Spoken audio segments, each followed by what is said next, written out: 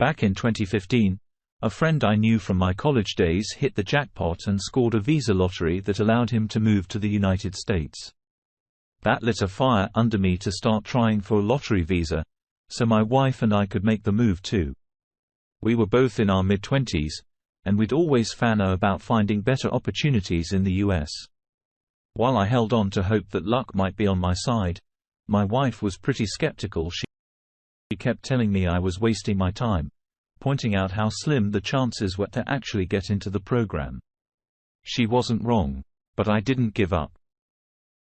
I kept at it because I couldn't see a future for us in our own country. Even though we both had college degrees, we couldn't land decent jobs. So I scraped together some money and launched a small shop. My wife and I became shop owners, scraping by just enough to cover the shop's rent. Then out of the blue, a letter arrived in the mail that was about to flip our lives upside down, the lottery visa. When that letter showed up, announcing that we were among the lucky winners, our hearts filled with excitement and hope. I'll confess I had this rosy image of the United States in my head. I thought all our struggles were finally over, and my wife and I were ready to ride off into the sunset and lived a classic American dream. Our only hitch was needing a sponsor in the US, someone we knew. Our choices came down to my old classmate now living in Georgia, and a childhood neighbor from way back, though we weren't close.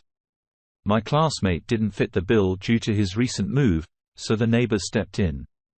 He was generous enough to let us share his 2-bedroom apartment in New York, where he lived with his family. Once we got to the United States, reality hit like a storm. The dream we'd painted of America felt distant and blurry. The neighbor who was supposed to help us threw us out after just 2 months, not much time to get our act together. My wife and I had to hustle to find jobs and a place to stay. I got it, though. The neighbor's place wasn't even enough for his own family, let alone us. Despite how we left his place, I had nothing but gratitude. I had a soft spot for the US since there were so many work options, even though the pay wasn't great for our lifestyle. So we ended up stuck in the rat race. We could only make progress if we put in extra hours, so we ended up working all the time. To make things tougher, my wife got pregnant around then. So she switched to part-time work while I held down 2 jobs. At that point, I was putting in a grueling 20 hours a day.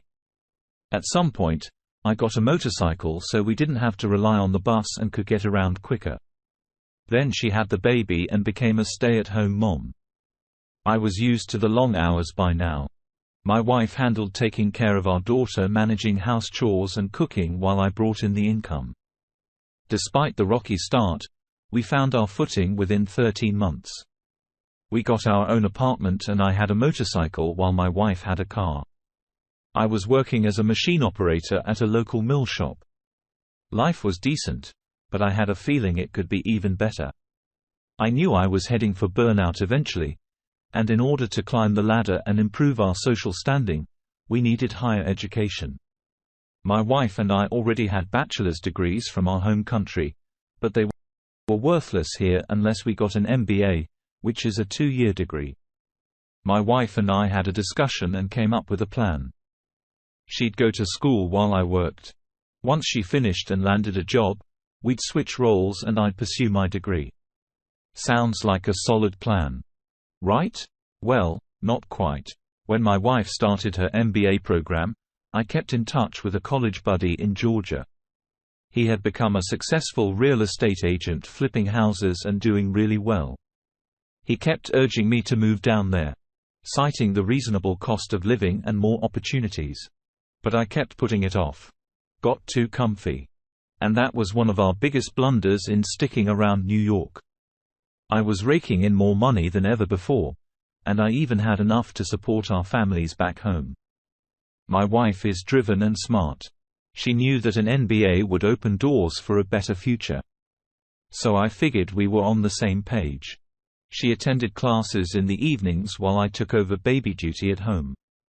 We had a neighbor with young kids, and we exchanged babysitting favors with them. I clocked in long hours to provide for my family. Our journey was full of challenges, yet our shared love and nurtured dreams kept us moving forward. After 3 years, my wife put in the effort and earned her MBA. Soon enough, she landed a well-paying job at a logistics company. The future looked promising and everything was falling into place just as we had hoped. Hope filled us as we envisioned our daughter growing up in a world where aspirations could become reality, where hard work reaps rewards. What could possibly go wrong? Well, my wife had different plans. The initial 4 months of her new job marked some of the happiest times for us. I left my job to be a stay-at-home dad and quickly complete my MBA program. It seemed like everything was unfolding according to plan. Her work hours were only 9 a day, and the rest of the time was family time. Then she brought up the idea of having another baby. I wanted to wait until I finished school, but she insisted because she felt time ticking away. Reluctantly, I agreed and we started trying. But just 2 months later, it's like something changed in her. She began working longer hours, hanging out with colleagues and new friends. She got caught up in the American lifestyle, carried away by her high-flying career, and lost sight of our roots. She'd stroll in at 8 p.m. acting like she forgot we had a family waiting at home. And when I'd ask her about it, she'd get all defensive as if she forgot who got us into this whole situation. Instead of appreciating the moves I'd made, she turned into a selfish, shallow person. I've been putting this family first from our home country to now. But it seemed like every little opportunity she got, she couldn't hold back. She got consumed by the American way of life, started arguing and showing me disrespect, just like those American women you see on TV.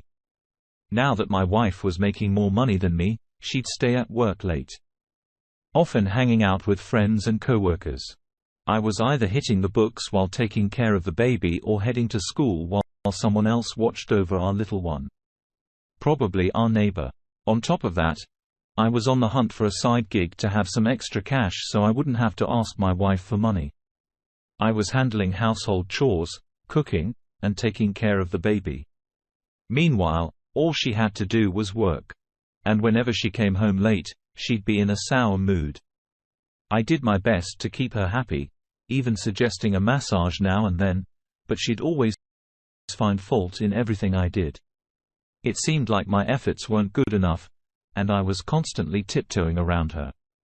The more successful she got, the worse our marriage seemed to get. Whenever we argued, she'd often stoop to the lowest level, putting me down for not having a job or a college degree in America. I couldn't believe it. For some reason, she'd say anything to hurt my feelings. It was like she wasn't the same person I had married. Something had changed within her. Her insults cut deep, leaving wounds that would take time to heal. Back when we were struggling, we shared smiles and cherished each moment. But now with the light at the end.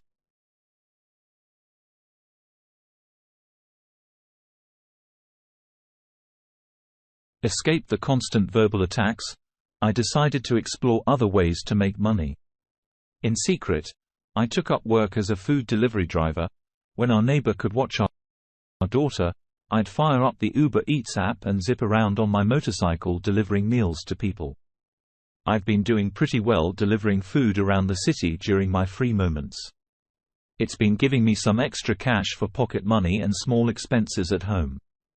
Plus, I can grab some perishable stuff for our baby. Oddly, she never even bothered asking where I got the money. After those initial 4 months of her new job, she stopped checking in if I needed money. It turned into a battle for her to chip in for things like the baby's diapers or food. I mean, where did she think I was supposed to get the cash? When she was in my shoes and I was making way less, I covered everything. Even her school stuff and those expenses that the college loan didn't handle.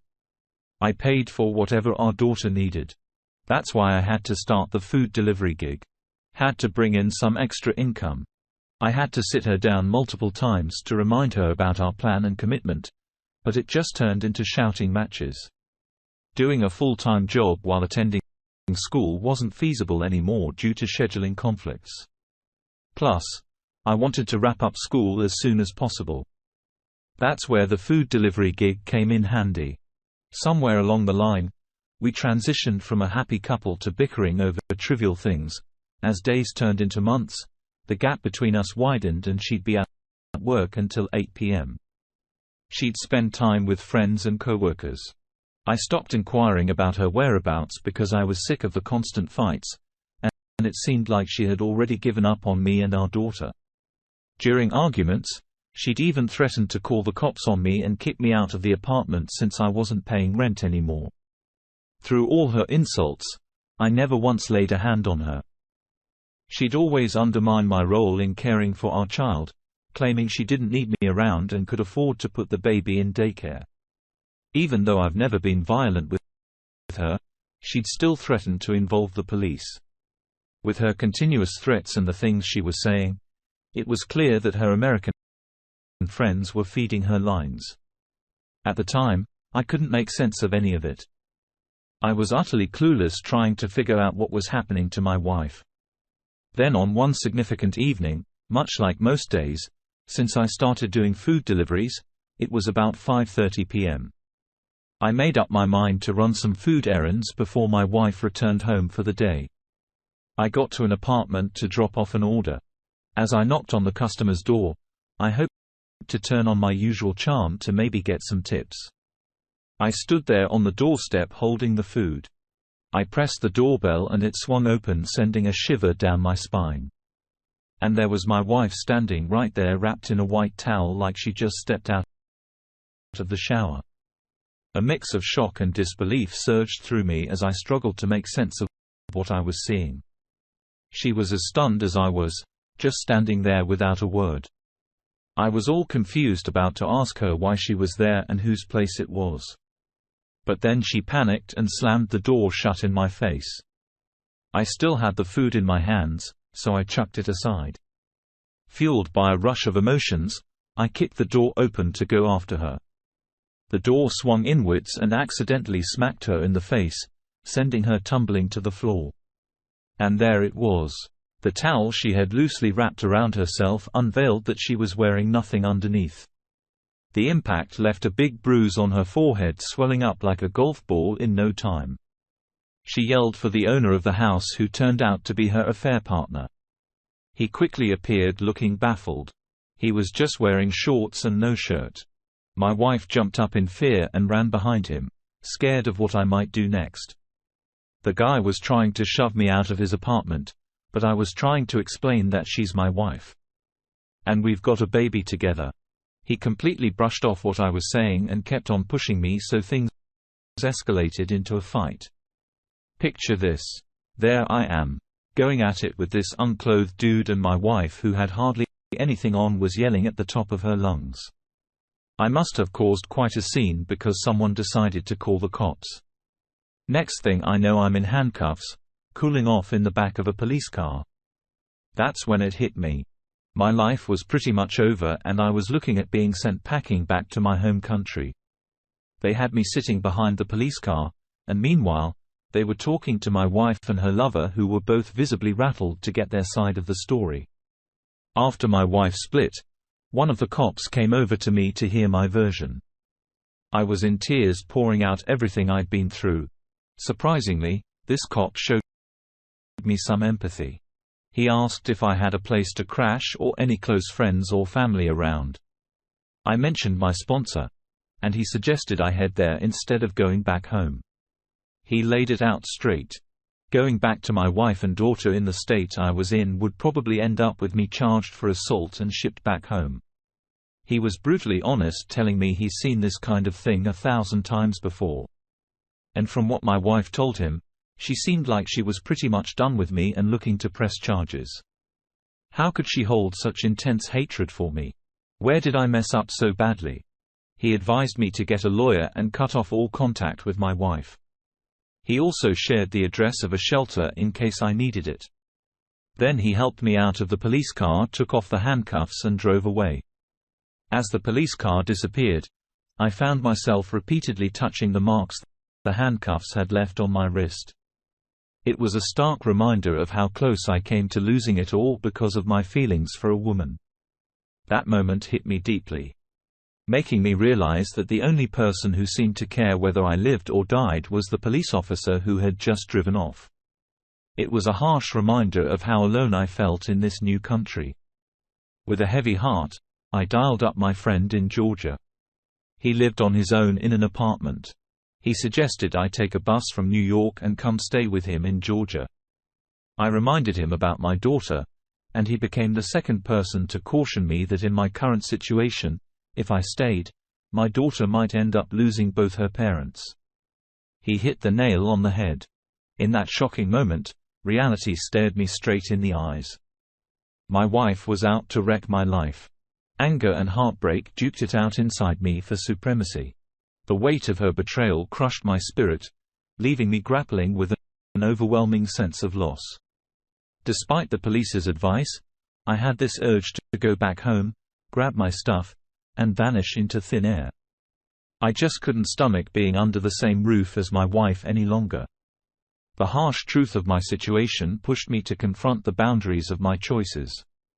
When I got back home, my wife had already fetched our daughter from the neighbor's place. She was all geared up for a confrontation, applying an ice pack directly to her forehead. The moment I stepped in, she went on the attack, accusing me of deserting our daughter, even though it was common for us to leave her with the neighbor. I was onto her tactics. She aimed to rile me up. But I wasn't falling into her trap. Looking back, it's clear she didn't have a grasp on her actions. I took the gray rock approach, treating her like an inconspicuous speck on the wall, and this seemed to get under her skin. Upon arriving home, I made a beeline for the bedroom to gather my things.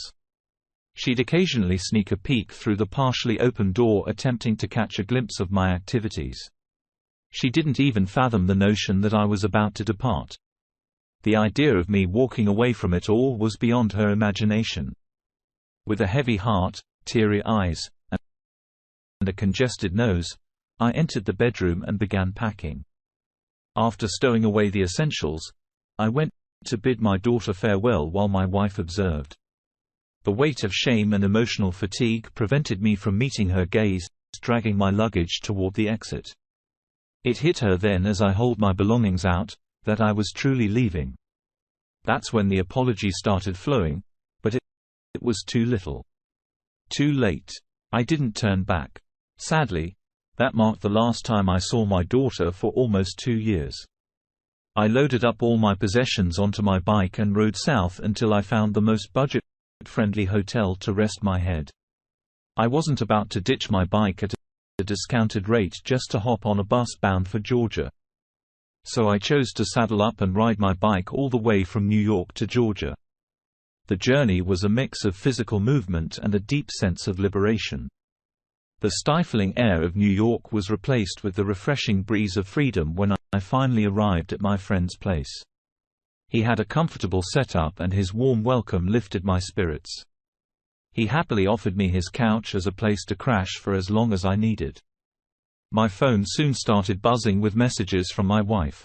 She left voicemails questioning my whereabouts, expressing apologies and urging me to return. To set the record straight, I texted her that I had no intention of ever seeing her again in my life. After 3 months of silence from my end, she turned to my family back home, attempting to use them as intermediaries to persuade me to come back to New York. She spun a tale of me abandoning my daughter. When that strategy fell flat, she gave up on reaching out. Meanwhile, my friend was making moves in real estate, and he roped me in. I got licensed and jumped into wholesaling and flipping houses. 2 months after I left the hustle of New York behind, I sealed the deal on my inaugural property and hit the ground running in the real estate game.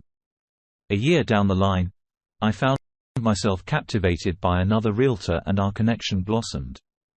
As things progress, we reached a juncture where the natural next step beckoned. Yet, I made it clear that I had no intention of stepping into the marriage arena again. She understood my history and our compatibility smoothed the way for mutual understanding. Not to toot my own horn, but real estate had become a goldmine for me. Flipping houses had my bank account ringing, raking in 5 times what an MBA degree might have yielded. Christmas came around, and I whisked my girlfriend away to New York for a getaway. The plan was to spend time with my daughter and officially kick-start the divorce proceedings with my estranged wife. Upon arriving in New York, I took the bold step of reaching out to my estranged wife, breaking over a year of silence. Hearing from me was a shock for her, and her eagerness to meet was palpable. I paid a visit to her, my soon-to-be ex-wife, keeping the surprise of my serious girlfriend under wraps. The highlight, of course, was reuniting with my daughter, the both of them still occupying the same apartment. Regrettably, my soon-to-be ex-wife assumed I was returning to reconcile, but I remained unfazed by her tears as it dawned on her that I had come to end our marriage. I couldn't forget that not too long ago, she aimed to have me in cuffs and sent away after I caught her in her affair. Clarifying my purpose, I explained that my trip to New York was centered on seeing my daughter and finalizing our divorce. Keeping quiet about my girlfriend was a deliberate choice, as I didn't want any complications affecting the custody arrangements for my daughter. At present, I intend to relish my time in New York with my daughter before journeying back to Georgia alongside my girlfriend. My aspiration is that once the divorce is legally settled, my daughter will find her way to Georgia more frequently for visits. Just last week, I found out that my 24-year-old fiancé cheated on me with her boss. The guy is maybe in his mid-40s, I guess. He's married and has 3 kids, by the way. This all went down last November during a work trip when they were out of town. They got together 3 times, if you can believe it. How do I have this info? Well, her boss's wife actually messaged me on Facebook and spilled the beans. She even showed me messages and emails they exchanged, talking in detail about how they cheated on both of us and managed to pull it off. They even laughed about it. But then in the same messages, she'd tell him she loves me, and that they need to keep this secret. The boss's wife, who I've met and seemed nice at company events, understandably went ballistic and heartbroken. She's getting ready to serve him with divorce papers tomorrow. She's also planning to send a polite email to their HR department. So here I am sitting on my phone, typing this while my fiancée is on the other side of the room, sitting on the couch, using her computer to plan a honeymoon for a wedding that's not going to happen. She has zero clue that her world is going to shatter tomorrow. I can't say I've got any sympathy left in me since my own situation fell apart just last week. Whenever I go through those texts and emails, it's like someone stabbing me in the heart with a knife. 3 years down the drain. Although I'm grateful I found out before we tied the knot, well, at least I have that to be thankful for. She's clueless about my plan, but I've taken a day off tomorrow. Once she heads off to work, I'm going to go around my place, gather all her stuff, pack it up, and leave it by the door. Then I've got to figure out if I can get any of the money I already spent on the wedding refunded. The wedding was supposed to go down in October, but clearly that's not happening. When she walks in after work, I'll kick her out of my apartment and my life. I considered posting those screenshots on her Facebook, but my sister talked me out of it. I also thought about giving her parents a call. I feel bad for them because they're really good folks, and I'll miss her family. They've treated me like one of their own, and I'm not sure how they'll react. But I've made up my mind that she can explain herself to them. I don't want to hear her excuses or lies at this point. All I want is for her to get out of my life so I can figure out what the heck I'm going to do next. Update 1. Holy smokes. I can't wrap my head around the response. This is stirred up. The bomb has definitely been detonated. Around 8-ish, my phone went bonkers with her calls, each one followed by a voicemail. I figured out right off the bat what was going down. I dialed up my sister right away to spill the beans to her. She told me to stay strong and offered to come over and keep me company if I wanted. So that's exactly what she's doing. Then I had this seriously tough convo on the phone with my ex's mom. It's crazy. I'm actually dealing with an ex now. It was tough because this lady hasn't done a darn thing to deserve the hurt I could hear in her voice. Her whole family from the get-go treated me like gold. I tried to calmly lay out the situation to her mom and let her know that I just can't find it in me to forgive this mess. And I'll be asking my ex to hit the road. Despite being pretty upset, her mom seemed to get why I feel this way. She even suggested swinging by my place to help my ex gather her stuff. Not a bad idea, I guess. Next, I shot off some text to a couple of my closest buds to fill them in on what's going on. Man, my phone's been blowing up with messages from them ever since. But I've let them know I'll catch up with them as soon as I can. Right now, though, I'm straight up drowning in all this. I checked out one voicemail from my ex. And it played out just as I figured. Her crying and begging me to call her because we seriously need to talk. I rang her up. No answer, so I started shooting her texts. As soon as I did, she rang me back in a flash. She went into this whole apology routine. Why did I have to go and call her mom? She asked. Why did I bring other people into this mess? I totally lost my cool. I straight up asked her how she thinks I'm feeling, having to go get checked for STDs because my own fiancé went and cheated on me. Can you even imagine how embarrassing that is? At least she didn't try to deny what she did. I told her she needs to swing by this afternoon to pick up her stuff from my place and that we're officially done. She said we'll have a more in-depth talk later, but I shut her down real quick and told her there's not much left to talk about, is there? I also questioned her about how she and this dude could badmouth me and his own wife. Like, they had a laugh about how she gained weight after having 3 kids. It's just heartless. Especially since that poor woman didn't deserve any of this. I sure didn't deserve it either. I also brought up the fact that she shouldn't even think about using the excuse of feeling pressured because the guy is her boss. Her texts make it pretty darn clear that she was more than willing to go along with all of this. I reckon she's got a meeting with HR at her job today. And the whole office is buzzing about their little escapade. I can't find an ounce of sympathy for either of them at this point. I'm already emotionally wiped out, and it's not even 10 a.m. where I am. So once she wraps up her HR chat, I guess she's headed over here to pick up her stuff.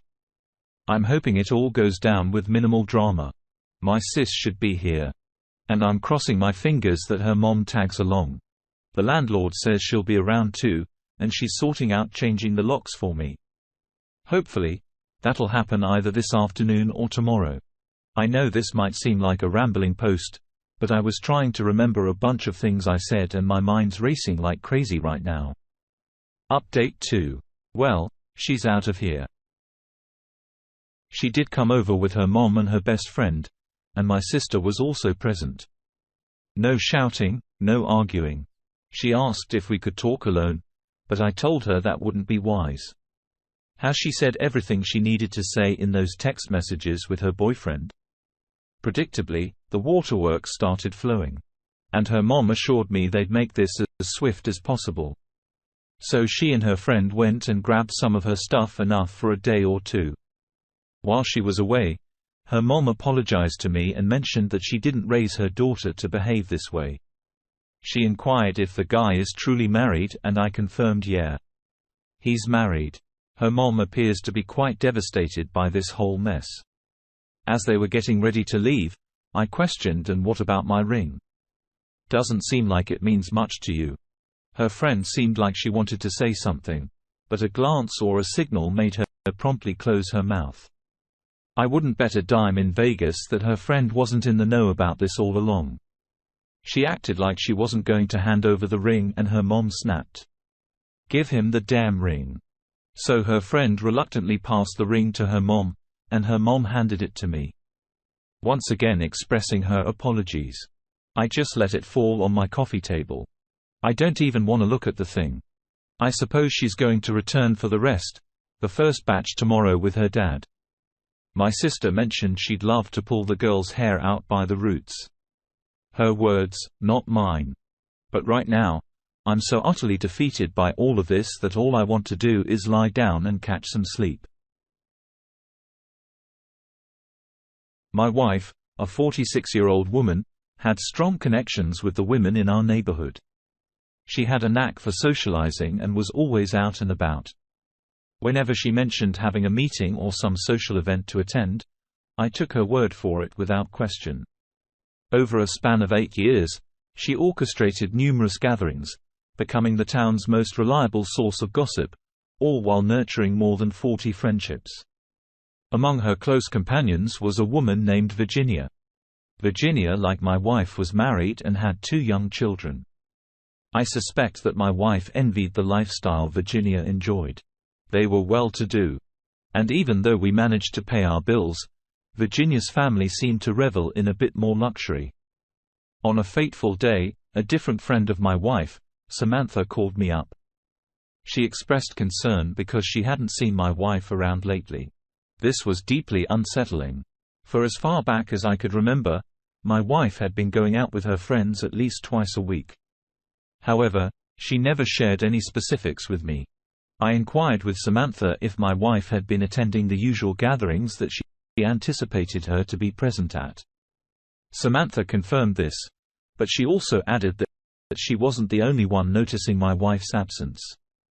She might have been the first to call me about it, though. According to her, my wife seemed to have disappeared off the radar for them. She was in the midst of organizing a charity 5K event to raise funds for families in need in our area, when she suddenly went silent. Apparently, she had mentioned to one of the girls that she needed some space, but it had been approximately 2 months since anyone had seen her in person, which left them genuinely worried. I hung up with Samantha just moments before my wife walked into the room. She was dressed elegantly, sporting dangling earrings, and a form-fitting dress. Her curls bounced with each step and her heels echoed as she informed me that she was heading out for a grand dinner with friends, celebrating Samantha's birthday. The same Samantha who had just called me expressing her worry for my wife's safety. I sensed something was terribly amiss. My thoughts raced and my heart thudded in my chest. I couldn't allow her to just walk away. I gently took her hand and planted a kiss on it. I told her I'd drive her to the dinner because I wanted more time to appreciate her. She grew incredibly anxious, trying to persuade me that it wasn't necessary. I, however, insisted repeatedly. Perhaps more than I should have, making the situation awkward. As we got into the car, she gave me directions to the dinner. She mentioned that it was being hosted by Virginia, the same close friend I'd heard of before, the one who was also married. That information triggered a memory, a recent Facebook post by Virginia discussing her upcoming week-long trip. What stood out was my wife's comment, wishing her a safe journey. All this transpired just 3 days ago. My heart raced, my palms grew sweaty, and my grip tightened on the steering wheel. I was clueless about how to navigate the impending situation. My wife's voice cut through, questioning my insistence on driving her when I'd need to rush back home to catch the kickoff. I could see right through her game. She intended to create a scenario where I wouldn't have time to accompany her to the door or delve deeper into her deceit. I bantered with her, suggesting that I didn't need to catch it since one of the players would. She appeared uneasy, hesitating before admitting that she felt bad I couldn't join since it was a women-only dinner. My anger swelled. Her words sounded far too suspicious. I pulled the car to a stop, and my wife's expression turned to horror as I shut off the engine and unbuckled my seatbelt. She leaned in for a kiss and casually mentioned me picking her up at 9. I agreed, but to her surprise, I stepped out of the car and walked beside her. She halted, giving me a puzzled look. I shared that I wanted to be the gentleman and walk her to the door.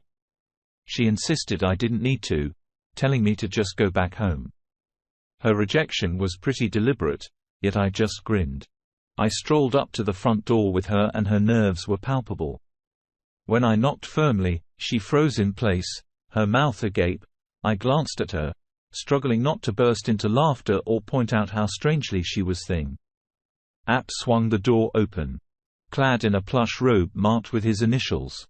At first, he appeared somewhat pleased. But that quickly gave way to evident nervousness. Speaking in a clear voice, I greeted him and stepped inside, explaining that I was escorting my wife to the women's only dinner, hosted by Virginia. Curiously, I inquired about the absence of all the women, yet neither of them budged. I playfully ribbed my wife for her declaration of arriving late when in reality, she was early. As they remained rooted there, jaws hanging open, I drew their attention to the dinner table set for two, complete with filled wine glasses, and put on a perplexed expression. AP's face started to turn a shade of purple, yet he remained tight-lipped. In a feeble voice, my wife mentioned that the girls were running late. I responded with a loud "Is that so?" and inquired about Virginia's whereabouts. A silence hung for a moment before my wife suggested that Virginia might have dashed to the store for something. She attempted to involve App in her cover-up, but he was visibly annoyed. He straightforwardly said that playing games was futile, and I saw through the deception. He declared they were caught and the charade was over. At this point, my wife's composure wavered, showing signs of distress. App didn't mince words. He ordered us out of his house, almost pushing us through the front door. Just before he closed it, I dropped a hint that it wouldn't bode well if someone were to tell his wife about the situation. He froze, locked eyes with me, and questioned my intentions. I made it clear that I wanted him to provide me with any evidence of his affair with my wife so the divorce proceedings would lean in my favor. Seeing his hesitation, I reminded him that 2 marriages didn't need to be ruined, but I warned him that I wouldn't hold back if he didn't assist me. He reluctantly agreed to provide evidence. When my wife heard his admission, she lost her composure, letting out a scream, snatching the keys from my hand and driving off in a hurry. I managed to catch a ride back home and discovered that she had packed some of her belongings and taken her car. Soon enough, I received the proof from App, a collection of messages and images that left no room for doubt. My lingering questions were all answered. They had undoubtedly been intimately involved numerous times. I had initially intended to hold off on revealing everything to Virginia until after the divorce was finalized. But patience was a virtue I couldn't uphold. It didn't take much longer for Virginia to commence her retaliation against my wife. With knowledge of her mother's location and the ongoing divorce proceedings, it was a safe bet that my wife would be staying there. Rumors spread that Virginia was behind the act of slashing my wife's car tires and edging an unkind word onto the hood. App and my wife parted ways through divorce, and my ex-wife was ostracized from the circle of women in the community. Now she's left with no money, no friends, no husband, and absolutely nothing to show for her 46 years of life.